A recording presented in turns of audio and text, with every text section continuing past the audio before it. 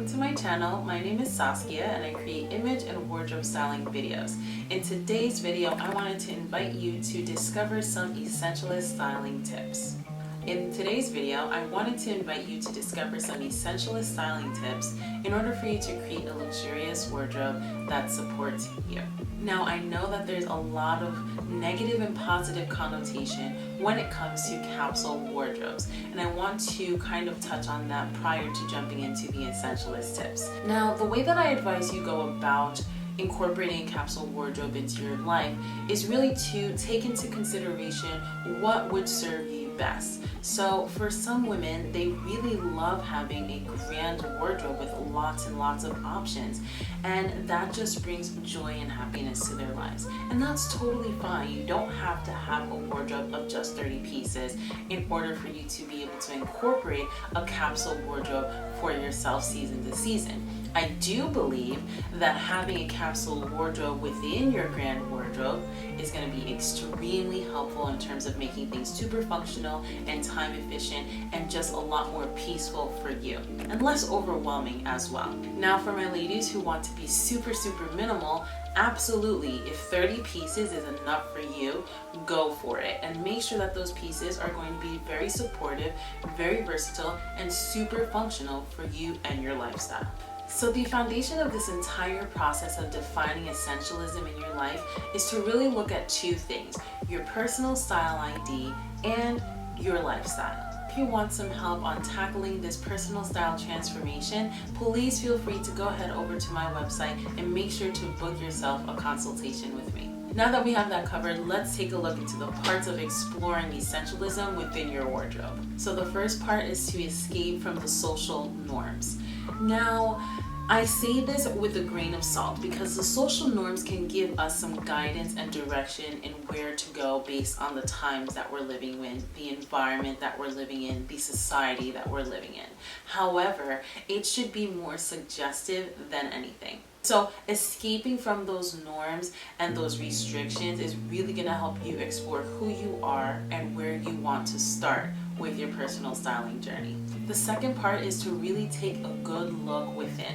Now, a lot of times my clients tell me I had no idea personal styling could get this deep, but it is insane how deep you can get because of how ingrained personal style is with who you truly are on the inside. So your essence, your being, how you show up. So you've got to take a deep look within to figure out what is essential for you and how to communicate that through personal style. The next part is to really play around a lot.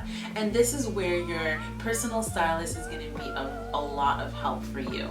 Between looking deep within and playing with what's available, it really gives you an opportunity to explore things that you maybe never thought that you should explore, but it's something that is super productive and complementary to who you are and how you want to show up in the world.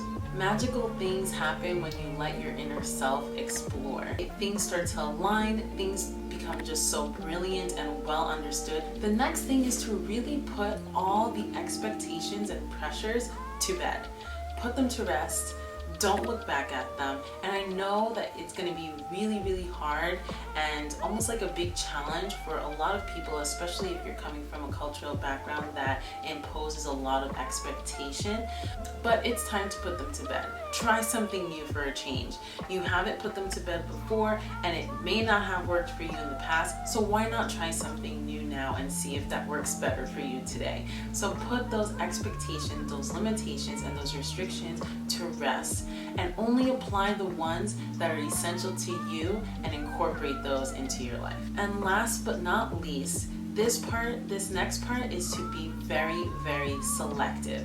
The range of selection may be large or small depending on what is essential to you when it comes to what you discovered is essential to you. However, the selection process should be very intentional, selecting what you're going to let into your life, what you're going to incorporate in your life, and what is actually going to be supportive and give you that sense of peace when it comes to your personal style. So be extremely selective. This is one of those things that you should, and I encourage you to be very, very particular about, because moving forward, that's going to cause a ripple effect and really invite a lot of peace and tranquility into your life. Alright babe, that pretty much completes this video. I really hope that you enjoyed these tips on how to define essentialism and how to apply the practice to receive and enjoy long-lasting results.